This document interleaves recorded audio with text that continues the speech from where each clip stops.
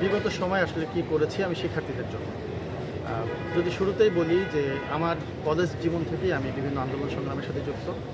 18 সালে কোটা সংস্কার আন্দোলন থেকে শুরু করে নিরাপদ সংস্কার আন্দোলন, নিরাপদ সড়ক আন্দোলন এবং ঢাকা বিশ্ববিদ্যালয়ের প্রথম বর্ষে এসেই গেস্টরুম গণরুমের বিরুদ্ধে আন্দোলন করেছি। শুধু তাই নয়, প্রথম বর্ষ থেকে বৈধ সিট প্রদানের জন্য আমি ভিসি স্যারের বাসভবনের সামনে কাঁথা বালিশ নিয়ে বই নিয়ে অবস্থান কর্মসূচি গ্রহণ করেছিলাম। পাশাপাশি আমাদের ঢাকা বিশ্ববিদ্যালয়ের একটি বড় সমস্যা ছিল অধিভুক্তি, সাতটি কলেজের অধিভুক্তি বিষয়ে আমি সেই অধিভুক্তি বাতিল আন্দোলনেও সক্রিয়ভাবে সম্মুখ সারিতে অংশগ্রহণ করেছিলাম।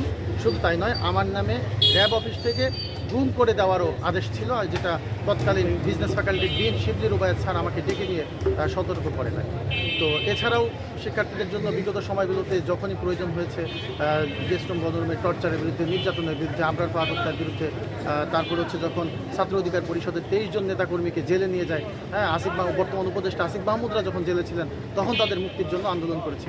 শুধু তাই নয়, এই 24-এর পরে 5 আগস্টের পরবর্তী সময়গুলোতে শিক্ষার্থীদের কল্যাণে পিএসসি সংস্কার আন্দোলন, চাকরির আবেদন ফি কমিয়ে দেওয়ার আন্দোলন করেছি, ডাকসুর জন্য অনশন কর্মসূচি বাস্তবায়ন করেছি।